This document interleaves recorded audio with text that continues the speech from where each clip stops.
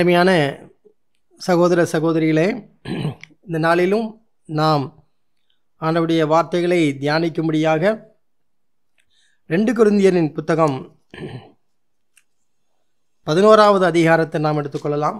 2 கொரிந்தியர் 11வது அதிகாரம் 2வது 3வது வசனங்களை நான் வாசிக்கிறேன். நான் உங்களை கற்புள்ள கன்னியாகிய கிறிஸ்து என்னும் ஒரே புருஷனுக்கு ஒப்பு கொடுக்க நியமித்தபடியால் உங்களுக்காக தேவ வைராக்கியம் கொண்டிருக்கிறேன். ஆகிலும் சர்ப்பமானது தன்னுடைய தந்திரத்தினாலே ஏவாளை வஞ்சித்தது போல உங்கள் மனதும் கிறிஸ்துவை பற்றிய உண்மை நின்று விலகும்படி கெடுக்கப்படுமோ என்று பயந்திருக்கிறேன். அருமையான தேவனுடைய பிள்ளைகளே, அப்போஸ்தலனாகிய பவுல் கொரிந்திய சபைக்கு எழுதும் பொழுது அவர் இவ்வாறு சொல்கிறார். அவர் அந்த தம்முடைய பிள்ளைகளை அவர் மணவாளனாகிய கிறிஸ்துவுக்கு ஒரு கற்புள்ள கன்னியாக நான் ஒப்பு கொடுத்த நான் வைராக்கியம் கொண்டிருக்கிறேன் என்று சொல்லும் பொழுது அவருக்கு ஒரு பயம் வருகிறது. அவர் என்ன பயப்படுகிறார் என்றால், இவர்கள் தாம் நடத்தின அந்த தேவனுடைய பிள்ளைகள் அவர்கள் எளிமையான கிறிஸ்துவை பின்பற்றுகிற அந்த ஒருமுக நோக்குடைய அந்த தேவனுடைய பற்றிலிருந்து, அந்த ஈடுபாட்டிலிருந்து, இல்லையென்றால் அந்த தேவ பக்தியிலிருந்து அவர்கள் விலகும்படி வஞ்சிக்கப்படுவார்களோ, விலகும்படி கெடுக்கப்படுவார்களோ என்று பயப்படுகிறேன் என்று சொல்றார். அவருடைய பயம் நியாயமாக இருக்க போய்தான் அவர் அதை எழுதுகிறார், எச்சரிக்கிறார். அருமையான தேவனுடைய பிள்ளைகளே, நாமும் இந்த வசனத்தை நாம் தியானிப்பது நல்லது. தமிழிலே உங்கள் மனதும் கிறிஸ்துவை பற்றிய உண்மை நின்று விலகும்படி கெடுக்கப்படுமோ என்று பயந்திருக்கிறேன் என்று இருக்கிறது. ஆங்கிலத்திலே அதாவது simplicity and purity of devotion to Christ, அதாவது இந்த உண்மை நின்று, கிறிஸ்துவை பற்றிய உண்மை நின்று என்கிற தமிழிலே அவ்வளவு தெளிவாக இல்லை. ஆங்கிலத்திலே அதாவது எளிமையான ஒரு சுத்தமான கிறிஸ்துவனிடத்தில் இருக்கிற அந்த பற்று, டிவோஷன் டு கிரைஸ்ட், அதை விட்டு விலகி வேறு ஏதோ ஒன்றை நாடி நாம் வஞ்சிக்கப்படுமோ என்று அவர் சொல்கிறார். அதற்கு அவர் மேற்கோள் காட்டுகிறது, சர்ப்பமானது தன்னுடைய தந்திரத்தினாலே ஏவாளை வஞ்சித்தது போல என்று சொல்கிறார். அப்புறம் அதுபோல எளிமையான கிறிஸ்துவை பற்றிய அந்த பற்றினிலிருந்து நீங்கள் விலகிவிடுவீர்களோ, இல்லைன்றால் விலகும்படியாக வஞ்சிக்கப்படுவீர்களோ என்று சொல்கிறார். நாம் அந்த ஆதியாகமம் புத்தகத்திலே அந்த 2வது அதிகாரத்திலே அதை பார்க்கலாம். ஆண்டவர் அவர் என்ன சொன்னார், இந்த சர்ப்பம் என்ன சொன்னது, ஏவாள் என்ன சொன்னாள் என்பதை நாம் ஆதியாகமம் 2வது அதிகாரத்தில் 8வது 9வது வசனங்களை பாருங்கள். அப்பொழுது அது என்ன நடந்தது என்பதை நாம் 8வது 9வது வசனத்தில் பார்க்கலாம். தேவனாகிய கர்த்தர் கிழக்கே ஏதேன் என்னும் ஒரு தோட்டத்தை உண்டாக்கி தாம் உருவாக்கின மனுஷனை அதிலே வைத்தார். அவர் ஏதேன் தோட்டத்தை உருவாக்கி தாம் உருவாக்கின ஆதாமையும் ஏவாளையும் அங்கே வைக்கிறார், ஆதாமை வைக்கிறார். தேவனாகிய கர்த்தர் பார்வைக்கு அழகும் புசிப்புக்கு நலமான சகலவித விருட்சங்களையும் தோட்டத்தின் நடுவிலே ஜீவ விருட்சத்தையும் நன்மை தீமை அறியத்தக்க விருட்சத்தையும் பூமியிலே முளைக்க பண்ணினார். பாருங்கள், தோட்டம் முழுவதும் நல்ல பார்வைக்கு அழகு, புசிப்புக்கு நலமான கனிகளை தரக்கூடிய மரங்கள், விருட்சங்கள் தோட்டம் முழுவதும் நிறைந்திருக்கிறது. எவ்வளவு முழுக்க அந்த தோட்டத்தை சுற்றி சுற்றி வந்தால் எல்லாமே நல்ல புசிப்புக்கு நல்ல கனிகளை கொடுக்கக்கூடிய விருட்சங்கள் தான், அவைகள் எல்லாம் இருக்கிறது. அதன் மத்தியிலே 2 மரங்கள் இருக்கிறது, 2 விருட்சங்கள். ஒன்று ஜீவ விருட்சம், இன்னொன்று நன்மை தீமை அறியத்தக்க விருட்சம். இந்த 2 விருட்சங்கள் தான் மத்தியில் இருக்கிறது. இப்பொழுது பாருங்கள், ஆண்டவர் என்ன சொன்னார். 2வது அதிகாரம் 16வது 17வது வசனங்களிலே தேவனாகிய கர்த்தர் மனுஷனை நோக்கி, நீ தோட்டத்தில் உள்ள சகல விருட்சத்தின் கனியையும் புசிக்கவே புசிக்கலாம். அங்கே மத்தியில் 2 மரங்கள் இருக்கிறது. அவன் அந்த மற்ற மரங்கள் எல்லாவற்றையும் சகல விருட்சத்தின் கனியும் புசிக்கவே புசிக்கலாம். ஆனாலும் அந்த தோட்டத்தில் மத்தியில் உள்ள நன்மை தீமை அறியத்தக்க விருட்சத்தின் கனியை புசிக்க வேண்டாம். அதில் ஜீவ விருட்சமும் இருக்கிறது, அதை புசிக்கலாம். ஆனால் நன்மை தீமை அறியத்தக்க விருட்சத்தின் கனியை மாத்திரம் நீ புசிக்க வேண்டாம் என்று சொல்கிறார். பாருங்கள், அவர் புசிப்பதற்கு கொடுத்த விருட்சங்கள் கனிகள், அந்த விருட்சத்தின் கனிகள் எல்லாம் ஏராளம் ஏராளம் இருக்கிறது. அவைகளை சுற்றி சுற்றி அவைகளிலே அவர்கள் திருப்தியாக இருந்து தேவனுக்கு பிரியமாய் அவர்கள் வாழ்ந்திருக்கலாம். ஆனால் ஒரே ஒரு மரத்தின் கனியைத்தான் அவர் புசிக்க வேண்டாம் என்று சொல்கிறார்.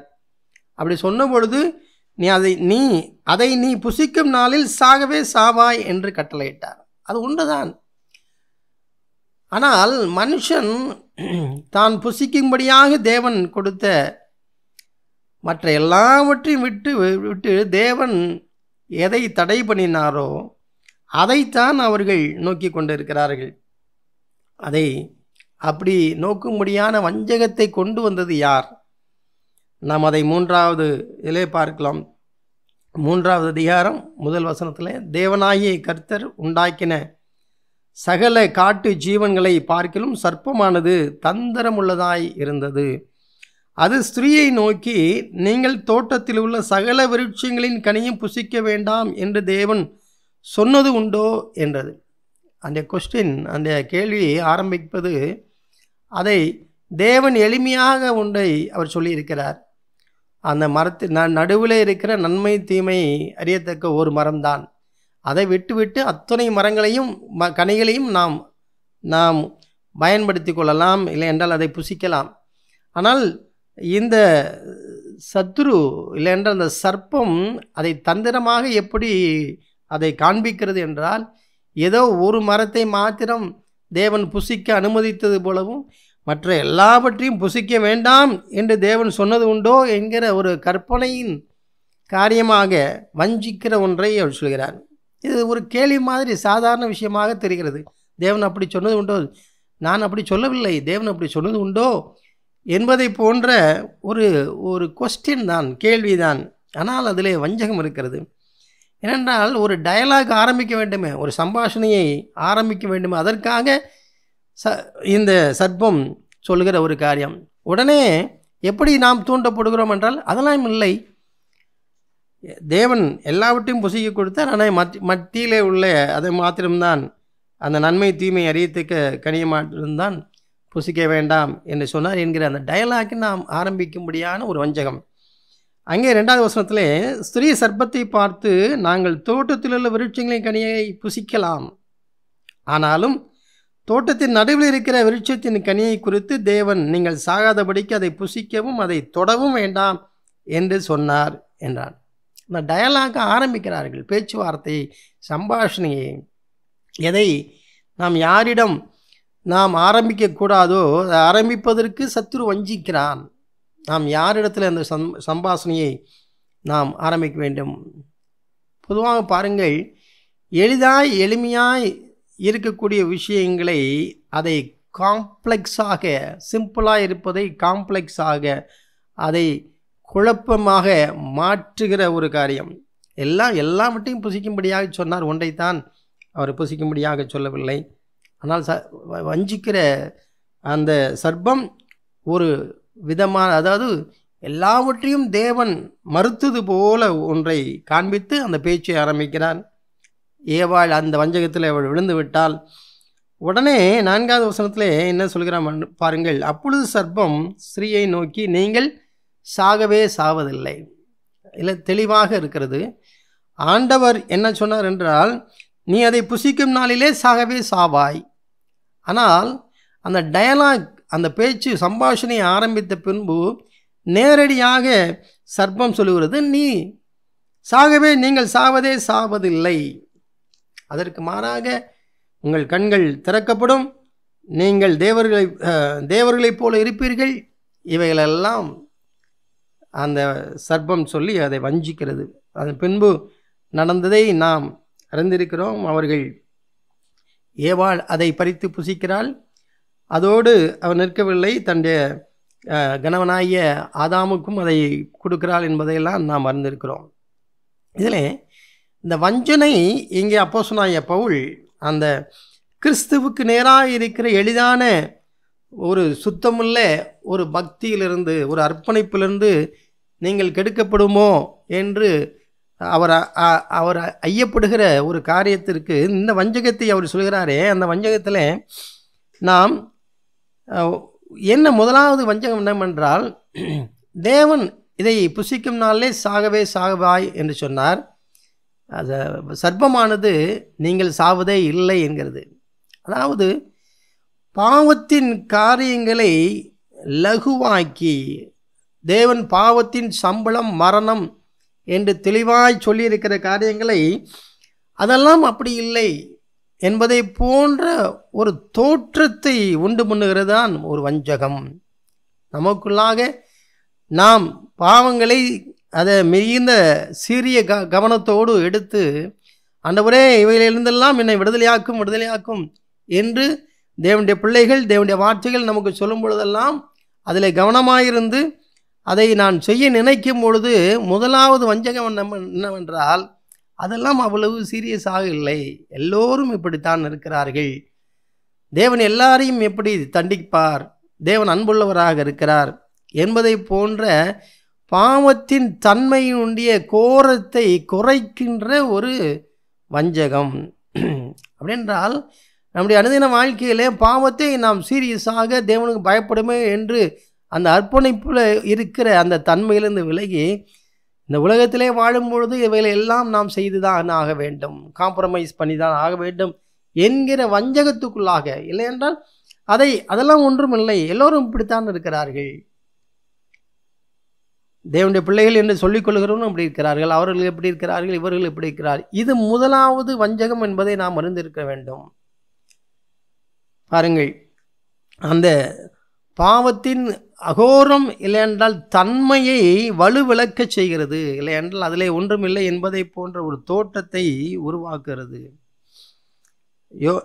நான் ஆண்டவராய் இயேசு இந்த பூமியில் இருந்த பொழுது யோவான் எழுதின சுவிசேஷம் 8வது அதிகாரத்தில் அவர் சொல்லுகிற ஒரு வசனத்தை நான் உங்களுக்கு காண்பிக்கிறேன். யோவான் எழுதின சுவிசேஷம் 8வது அதிகாரத்தில்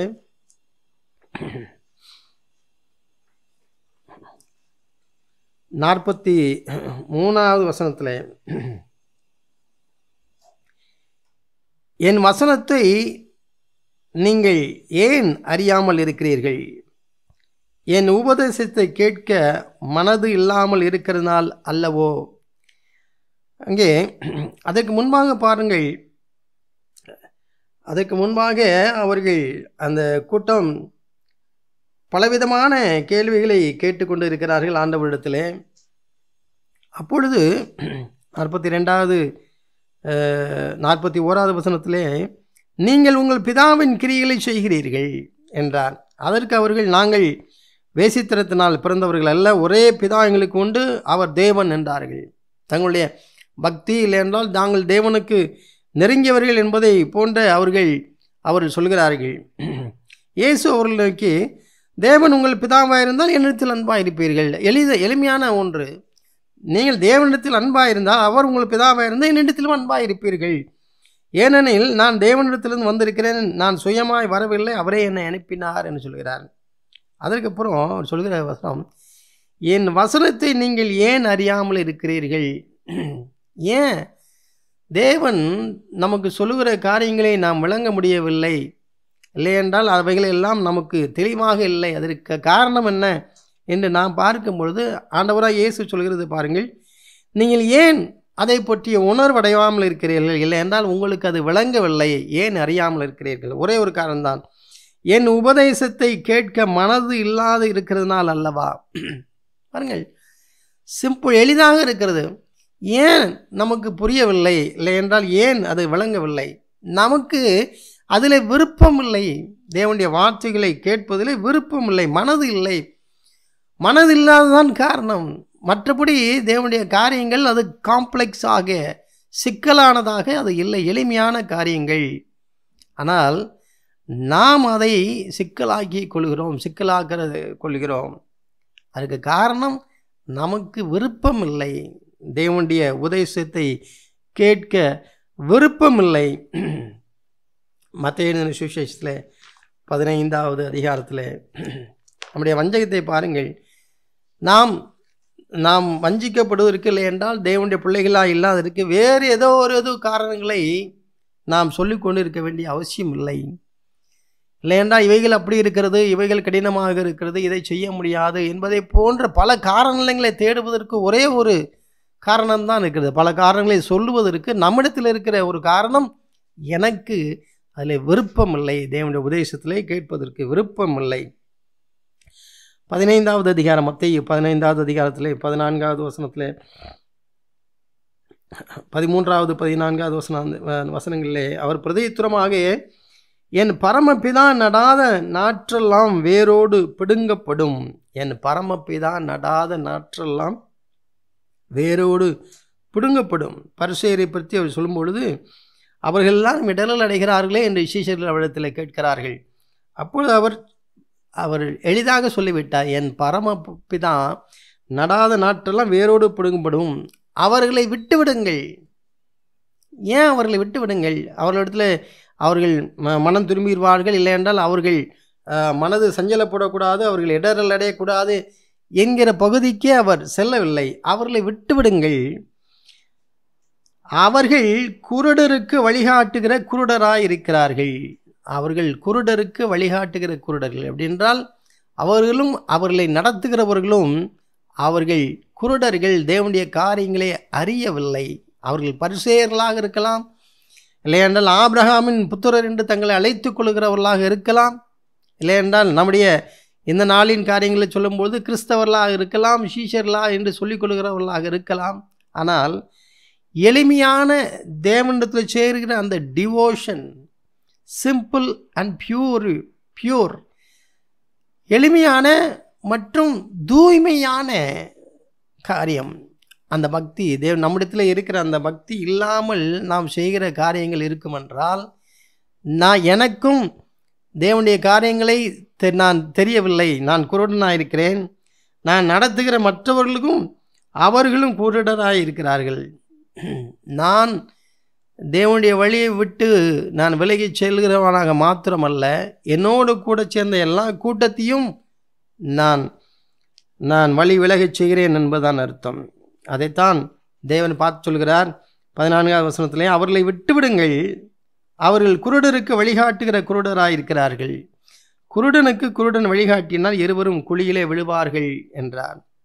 அருமையான தேவனுடைய பிள்ளைகளே, நம்மை இந்த எளிமையான தூய்மையான தேவனை பற்றுகிற அந்த டிவோஷன், அர்ப்பணிப்பு, ஒருமுகமாக இருக்கக்கூடிய ஒருமுக நோக்கூடிய அந்த பற்று, இவைகளிலிருந்து நான் விலகுவேன், இல்லைன்றால் என்னுடைய வாழ்க்கை விலகுகிறது என்றால் நான் குருடனாயிருக்கிறேன் என்பதுதான் அர்த்தம். என் தேவனுடைய வார்த்தைகளை நான் அறிந்து கொள்வதற்கு எனக்கு மனமில்லை என்றுதான் அர்த்தம். மூன்றாவது, ஏசாயா தீர்க்கதரிசியிலே, ஏசாயா புத்தகத்திலே ஏசாயா தீர்க்கதரிசியும் இதைத்தான் அவர் சொல்கிறார்.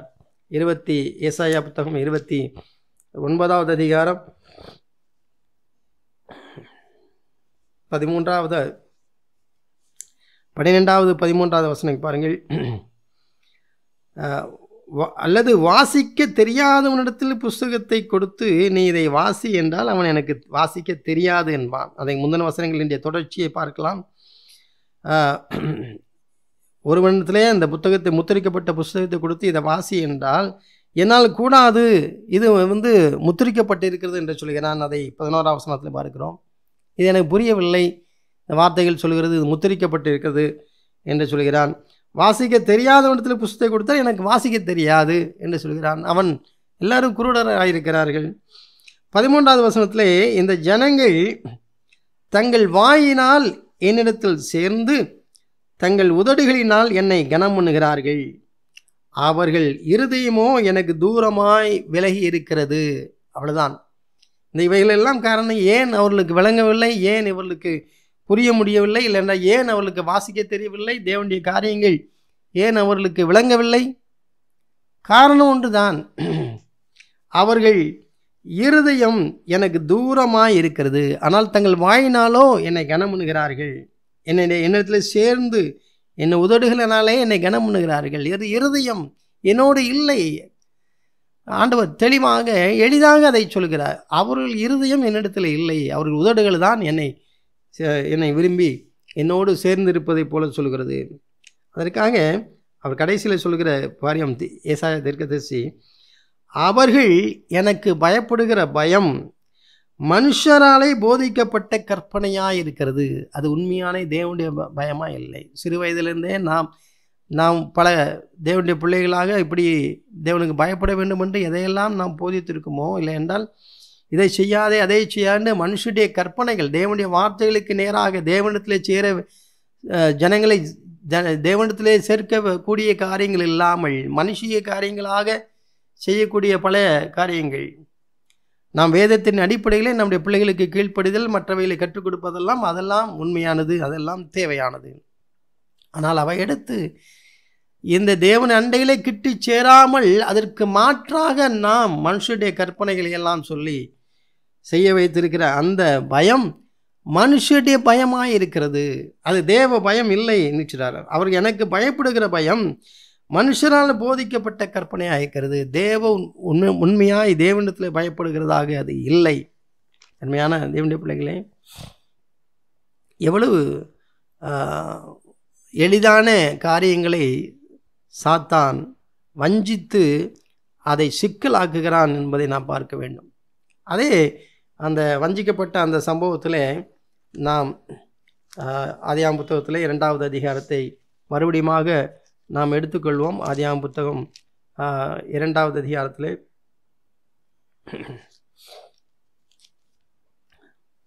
மன்னிக்கவும் 3வது அதிகாரத்தில்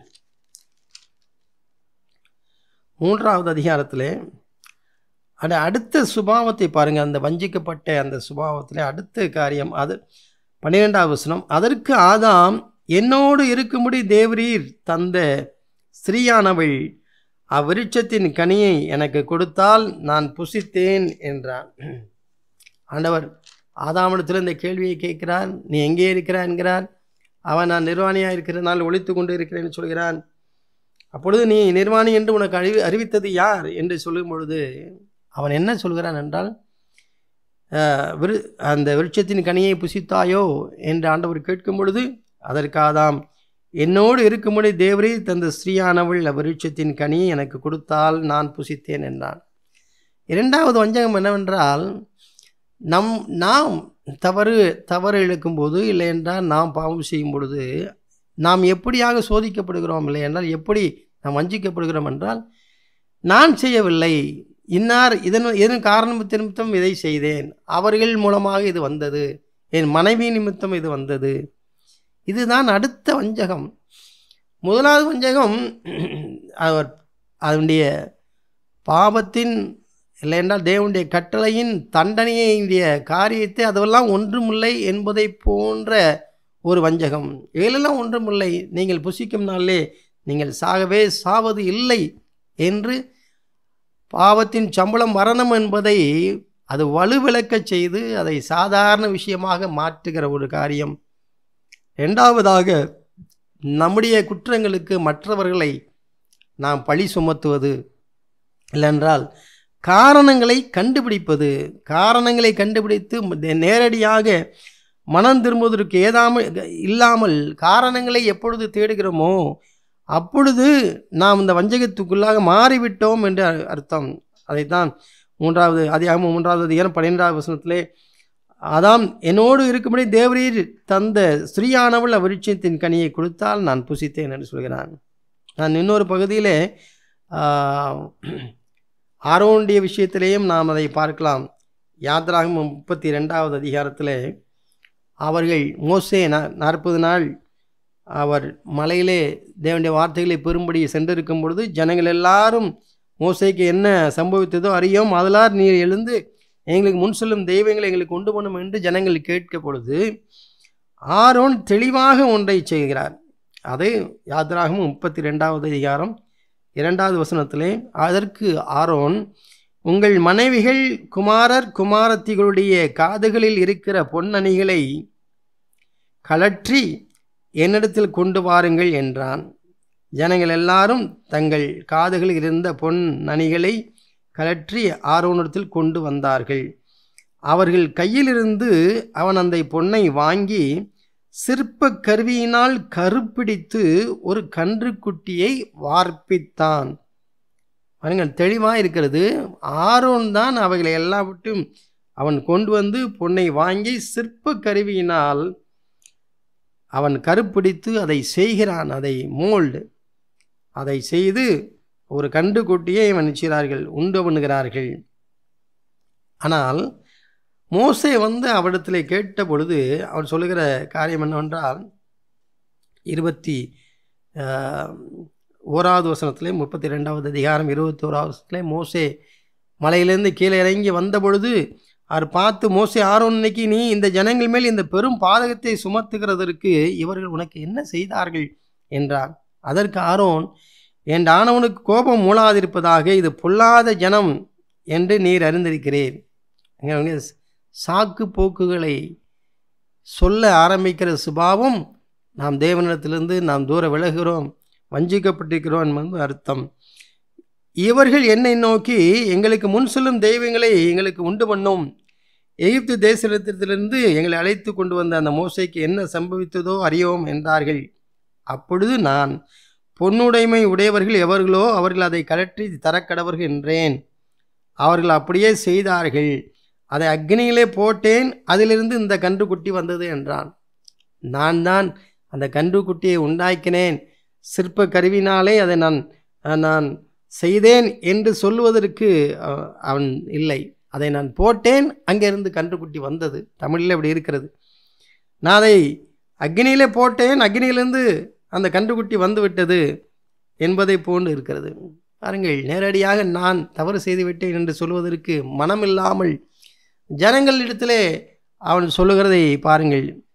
இதில் வஞ்சகத்தை நாம் அறிந்திருக்க வேண்டும். எப்பொழுது நாம் நம்முடைய குற்றங்களுக்கு நாம் தான் காரணம் என்பதை ஏற்றுக்கொள்ளாமல், அதற்கு காரணிகளை இல்லை என்றால் மற்றவர்கள் மீது சொல்லக்கூடிய சாக்கு போக்குகளை நாம் கண்டுபிடிக்க தொடங்குவோம் என்றால், நான் வஞ்சிக்கப்பட்டு விட்டேன் என்று அர்த்தம். ஏன் நம்முடைய பாதையுடைய வழி விலகிச் செல்கிறது என்ற ஒரு கேள்வியை கேட்டால், அதற்கு அது காரணம், இது காரணம், என்னுடைய மனைவி சரியில்லை, என்னுடைய கணவன் சரியில்லை, என்னுடைய பிள்ளைகள் சரியில்லை, என்னுடைய வேலையில் அலுவலகத்தில் இவ்வளவு நெருக்கடி இருக்கிறது, என்னுடைய பாஸ் இப்படி இருக்கிறார், இல்லைண்டா இந்த காரியம் இப்படி இருக்குது என்று பல காரியங்களை நாம் கண்டுபிடிப்போம் என்றால் அவைகள் எல்லாம் வந்து கொண்டே இருக்கோம். ஆனால் ஒன்றை தெரிந்து கொள்ள வேண்டும், நான் வஞ்சிக்கப்பட்டு இருக்கிறேன் என்பதை நாம் தெரிந்து கொள்ள வேண்டும். எப்பொழுது நாம் இந்த எக்ஸ்கியூஸை நாம் தேடி கண்டுபிடிக்கிறோமோ அப்பொழுது நாம் வஞ்சிக்கப்பட்டிருக்கிறோம். அதுதான் இந்த ஏவாள் வஞ்சிக்கப்பட்ட சுபாவத்திலிருந்து நாம் கற்றுக்கொள்ளலாம். நான் அருமையான சகோதரிகளுக்கு நான் சொல்லும் பொழுது 1 பேதுரு 3வது அதிகாரத்திலே நாம் தியானிக்கிற தியானம் என்னவென்றால், எளிமையான சுத்தமான ஒரு அர்ப்பணிப்பு, தேவனத்தில் இருக்கிற அந்த பற்று என்கிற இதைத்தான் நாம் தியானித்து கொண்டு இருக்கிறோம். 1 பேதுரு 3வது அதிகாரத்திலே 1 பேதுரு 3வது அதிகாரம்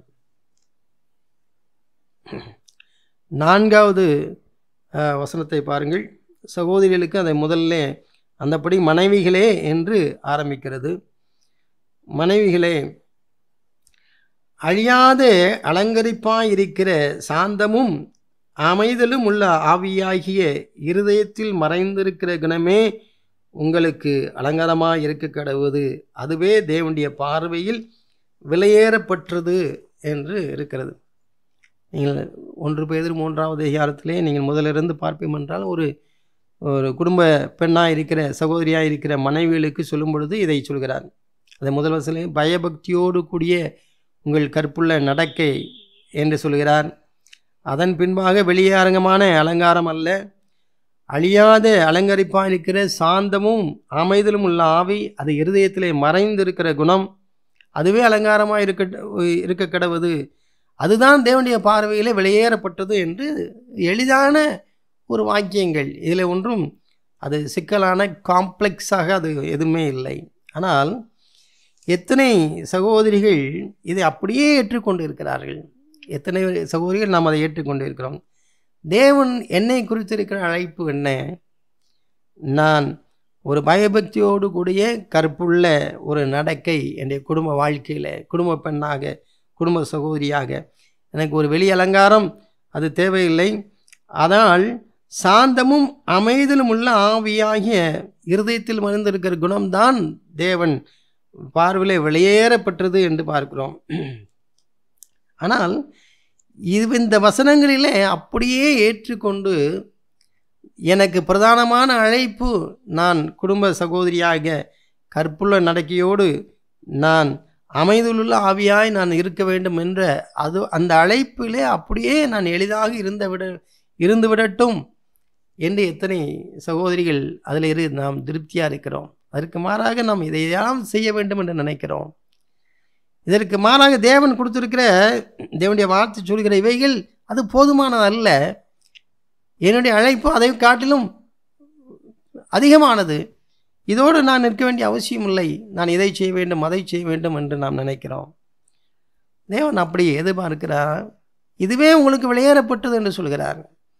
அதை நாம் 4வது வசனத்தில் பார்க்கிறோம். அப்படியே எளிதாக நாம் அதை விசுவாசிக்கிறோமா? நான் ஒரு குடும்ப சகோதரியாக நான் கற்புள்ள நடக்கையோடு நான் குடும்பத்தில் இருப்பேன் என்றால், நான் சாந்தமும் இருதயத்தில் அமைதும் உள்ள ஆவியாகிய இருதயத்தில் மறைந்திருக்கிற அதோடு நான் இருந்தால் போதும், அதுதான் தேவனுடைய பார்வை வெளியேறப்பட்டது என்று ஆண்டவர் சொல்லியிருக்கிறார் என்பதோடு நான் நிறுத்தி கொள்ள முடியுமா? நான் அப்படி இருக்கும் பொழுது தேவன் எனக்கு ஒரு பல ஊழியங்களை என்னுடைய சாட்சியை வைத்து பல காரியங்களை தேவன் எனக்கு செய்யலாம். ஆனால் நான் முதலாவது இதில் நான் அடங்கி இருக்கிறேனா? அதில் திருப்தியாக இருக்கிறேனா? அநேகர் அதில் திருப்தியாக இருக்கவில்லை. அதற்கு மாறாக தேவன் எனக்கு ஏதோ பல ஊழியங்களை கொடுத்திருக்கிறார், நான் அதை செய்ய வேண்டும் இதை செய்ய வேண்டும் என்று நாம் நினைக்கிறோம். தேவனுடைய வார்த்தைகள் எளிமையாக இருக்கிறது, நான் அதில் திருப்தியாக இருந்து விட வேண்டும். 1 தீமோத்தேயு 2வது அதிகாரத்தில் 11வது வசனத்தை பாருங்கள். அங்கேயும் சகோதரிகளை குறித்து சொல்லும் பொழுது, ஸ்திரீயானவள் எல்லாவற்றிலும் அடக்கம் உள்ளவளாக இருந்து அமைதலோடு கற்றுக்கொள்ள கடவள் என்று சொல்லுகிறார். எல்லாவற்றிலும் தெளிவாய் சிம்பிளாக எளிதான வார்த்தைகளிலே இருக்கிறது. எல்லாவற்றிலும் அடக்கமுள்ளவளாக இருந்து அமைதலோடு கற்றுக்கொள்ள கடவள். அவள் போதிப்பதற்கோ இல்லை என்றால் மற்றவரை செய்வதற்கோ சபையிலே சொல்லப்படாமல் உபதேசம் பண்ணவும் புருஷன் மேல் அதிகாரம் செலுத்தவும் ஸ்திரீயானவளுக்கு நான் உத்தரவு கொடுக்கிறதில்லை, அவள் அமைதியாக இருக்க கடவுள். எத்தனை சகோதரிகள் நாம் முழுமையாக அதை அப்படியே நாம் ஏற்றுக்கொள்கிறோம்.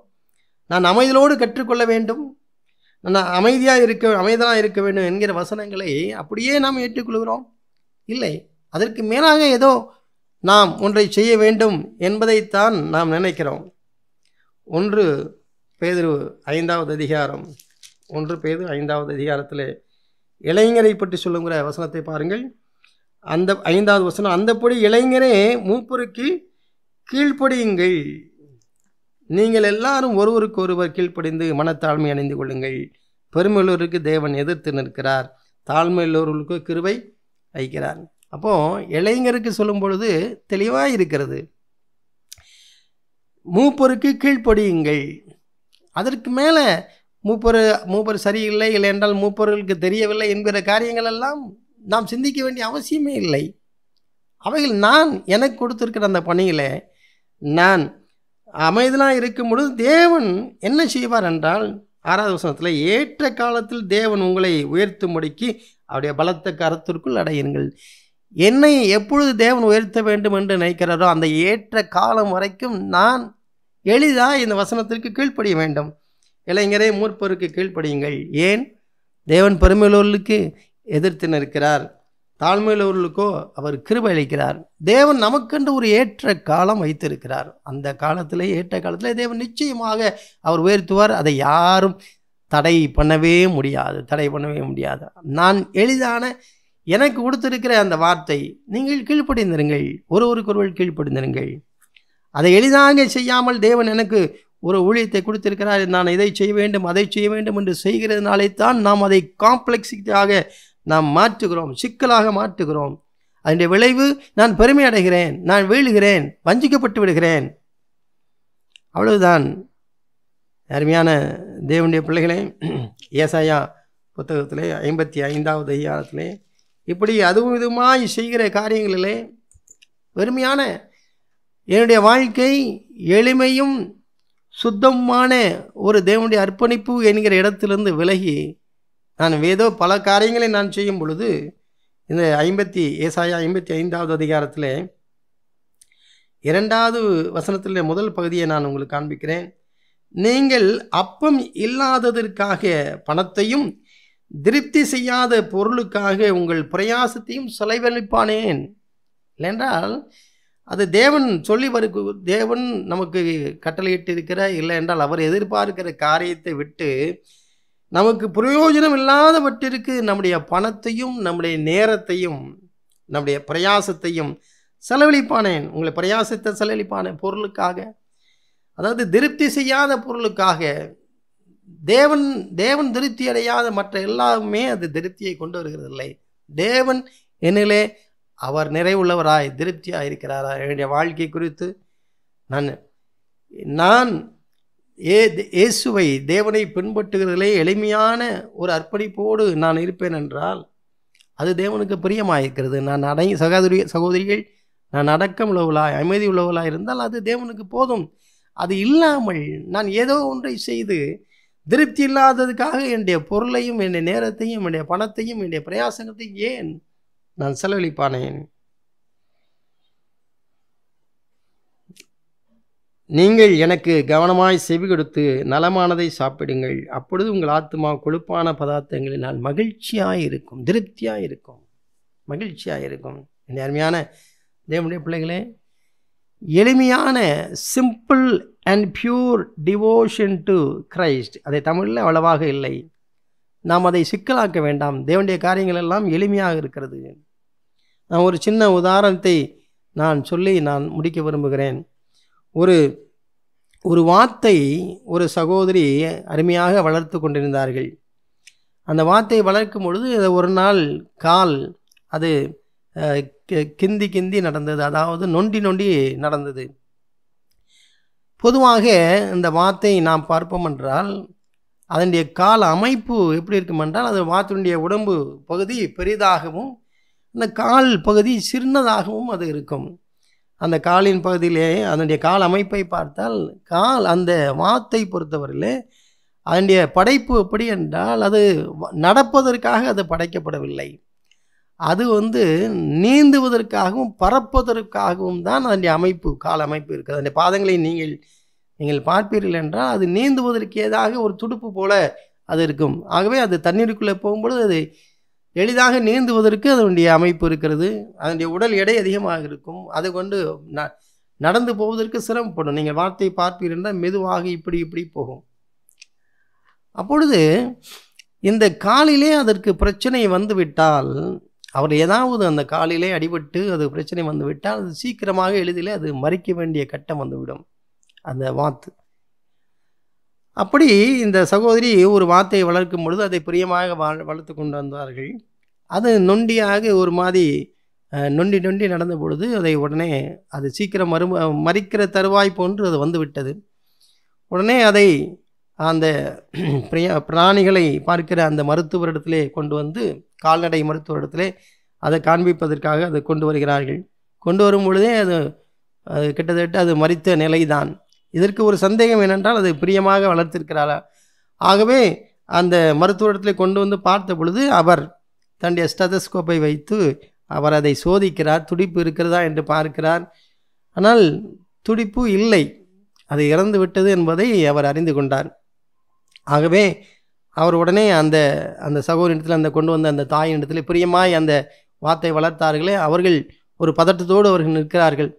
அவரிடத்துல சொல்கிறார். உடனே அவர் மன்னிக்கவும், நீங்கள் கொண்டு வந்த அந்த உங்களுக்கு பிரியமான வாத்து அது இறந்து விட்டது, அது உயிர் துடிப்பு இல்லை என்று சொல்கிறார். உடனே அந்த சகோதரிக்கு கடுமையான அவங்களுக்கு அதிர்ச்சி, ஷாக். ஏனென்றால் அவர் பிரியமாக வளர்த்திருக்கிறார்கள். அப்பொழுது அந்த பதறி போய் அந்த டாக்டர் இடத்துல சொல்கிறார், ஏன் என்ன இப்படி சொல்கிறீர்கள்? நீங்கள் சரியாக பார்க்கவில்லை.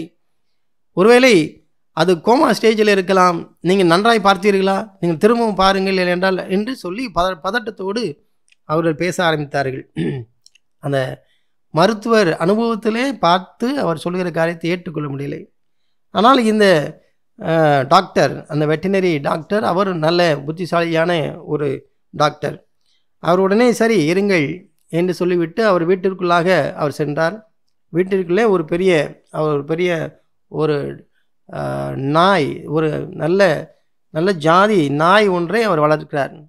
உடனே அந்த நாயை அவர் அழைத்து கொண்டு வந்தார். அதை பிடித்து செயினில் கொடுத்து அதை கொண்டு வந்தார். கொண்டு வந்த உடனே இந்த வாத்து இது மேலாக அந்த டேபிளில் அவர் செக் பண்ண அந்த எக்ஸாமினேஷன் டேபிளில் அந்த வாத்து கிடக்கிறது. உடனே அந்த நாயை கொண்டு வந்து இதை அதை உடனே அந்த நாயை இதை காண்பிக்கிறார். உடனே அந்த நாய் மோப்பம் பிடிக்கிறது. அதை பார்த்து அப்படி கீழே இருந்து அப்படி எட்டி பார்த்து அந்த வாத்தை, அந்த டேபிளில் இருக்கிற அந்த வாத்தை பார்த்த உடனே அது அப்படியே முகர்ந்து பார்த்த உடனே அது கண்டுபிடித்து விட்டது, அது இறந்து விட்டது என்று. உடனே அந்த டாக்டர்கிட்டே அது தன்னுடைய செய்கை மூலமாக அது காண்பிக்கிறது. உடனே ஓகே வெரி குட் என்று சொல்லி அந்த நாயை அவர் தட்டி கொடுத்து விட்டு உடனே அது வீட்டுக்குள்ளாக அதை அழைத்து சென்று விட்டார். அதை போன்றவர் மறுபடியும் ஒரு பூனையை கொண்டு வந்தார். அவர் வளர்க்கிற ஒரு பூனையை கொண்டு வந்தார். உடனே பூனையை கொண்டு வந்த உடனே அவர் இங்கே அந்த வாத்து கிடக்கிறது. உடனே அந்த பூனை அந்த டேபிள் மேலாக ஏறிவிட்டது. அந்த டேபிள் மேலே ஏறி அந்த வாத்தை அது உச்சம் தலையிலிருந்து உள்ளங்கால் வரை அப்படியே அது மோந்து பார்க்கிறது, ஸ்கேன் பண்ணி பார்க்கறது. எல்லாவற்றையும் பார்த்து முடித்த உடனே அதுவும் அந்த பூனையும் சொல்லுது, இல்லை, உயிர் இல்லை, அது இறந்து விட்டது என்பதை இப்போ தன்னுடைய கை செய்கையினாலே அந்த டாக்டர் இடத்துல சொல்கிறது. ஒன்றும் இல்லை, உயிர் இல்லை. அது நமக்கு தெரியுமல்லவா, அந்த நாய், போலீஸ் நாய்கள் வளர்க்கிறார்களே, அவர்கள் சிலருக்கு அதை கற்றுக் கொடுத்திருப்பார்கள். அதை பார்த்த உடனே அது உடனே சொல்லும், உயிர் இருக்கிறதா, இல்லை ஆட்கள் இருக்கிறார்களா, இல்லை என்றெல்லாம். ஒரு புதைந்து கிடக்கிற இடத்துல கூட மோப்பத்தை வைத்து அங்கே ஒரு உயிர் இருக்கிறது, ஒருத்தர் புதைந்து இருக்கிறார் என்பதை சொல்லும். அப்படி போல் இந்த பூனையும் அவர் ட்ரெயின் பண்ணி வைத்திருக்கிறார்.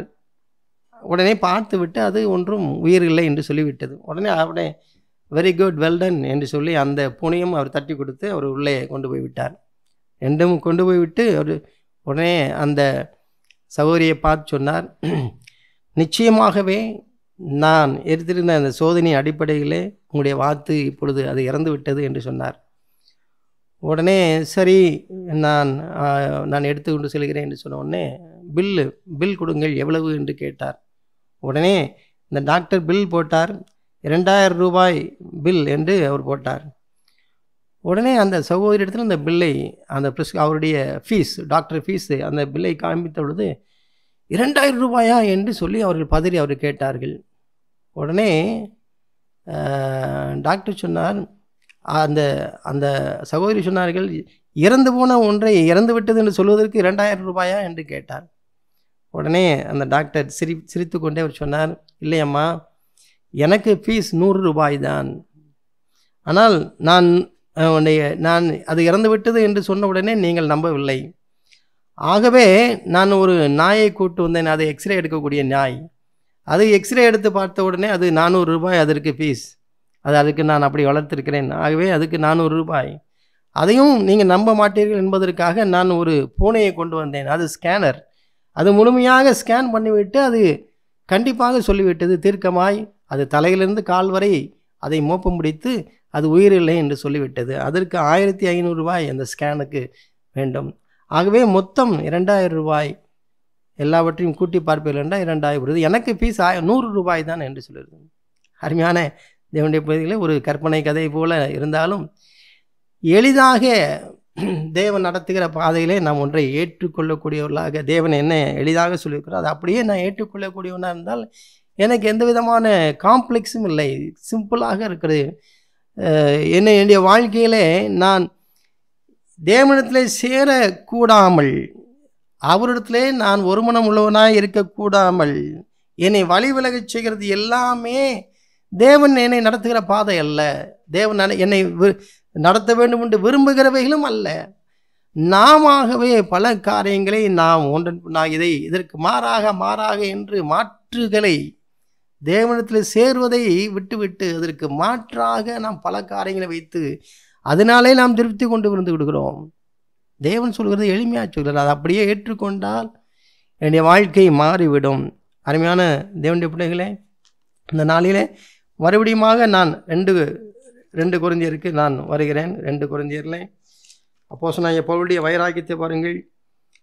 நான் உங்களை கற்புள்ள கன்னியாகிய கிறிஸ்து என்னும் ஒரே புருஷனுக்கு ஒப்பு கொடுக்க நியமித்தபடியால் உங்களுக்காக தேவ வைராக்கியம் கொண்டு இருக்கிறேன். ஆகிலும் சர்ப்பமானது தன்னுடைய தந்திரத்தினாலே ஏவாளை வஞ்சித்தது போல உங்கள் மனதும் கிறிஸ்துவை பற்றிய உண்மை நின்று விலகும்படி கெடுக்கப்படுமோ என்று பயந்திருக்கிறேன். எப்படி எனில், உங்களிடத்தில் வருகிறவன் நாங்கள் பிரசங்கியாத வேறொரு இயேசுவை பிரசங்கித்தானால், அல்லது நீங்கள் பெற்றிராத வேறொரு ஆவியையும் நீங்கள் ஏற்றுக்கொள்ளாத வேறொரு சுவிசேஷத்தையும், 3 காரியங்களை பாருங்கள். வேறொரு இயேசு, வேறொரு ஆவி, வேறொரு சுவிசேஷம், இவன் இந்த 3ம் உங்களுக்கு வந்திருக்கும் என்றால், நீங்கள் பெற்றீர்கள் என்றால் நீங்கள் நன்றாய் சகித்திருப்பீர்கள். அப்படி என்றால் நீங்கள் சந்தோஷத்தோடு அதை ஏற்றுக்கொண்டிருப்பீர்கள். நீங்கள் வஞ்சிக்கப்பட்டீர்கள் என்றால் வேறொரு இயேசுவையும் ஏற்றுக்கொள்வீர்கள், வேறொரு சுவிசேஷத்தையும் வேறொரு ஆவியும் ஏற்றுக்கொள்வீர்கள், வேறொரு சுவிசேஷத்தையும் ஏற்றுக்கொள்வீர்கள். நீங்கள் ஏனென்றால் நீங்கள் வஞ்சிக்கப்பட்டிருக்கிறீர்கள். எளிமையாய் தேவனிடத்தில் சேருகிற காரியத்தை நாம் ஏற்றுக்கொள்வோம் என்றால் நாம் கற்புள்ள கன்னிகையாய் நாம் மணவாளனை நாம் சந்திக்க முடியும். தேவன் அப்பேற்பட்ட கிருபை நமக்கு தருவாராக. நான் என்னுடைய வாழ்க்கையிலே தேவனிடத்திலே நான் அப்படி சேர வேண்டும் என்று தான் நான் வாஞ்சிக்கிறேன், பிரயாசப்படுகிறேன். அப்படி இல்லாத நேரங்கள் எல்லாம், ஆண்டவரே இவைகளை செய்கிறேன், அவைகளை செய்கிறேன், இவைகளினாலே நான் உம்மை விட்டு நான் விலகி விடக்கூடாது, என்னை எளிமையாக்கும், உம்முடைய சமூகத்தில் வருவதற்கு எனக்கு உதவி செய்யும் என்று நான் பிரயாசப்படுகிறேன். தேவன் அப்படியே இதை பார்க்கிற கேட்கிற உங்களுக்கும் தேவன் உதவி செய்வாராக.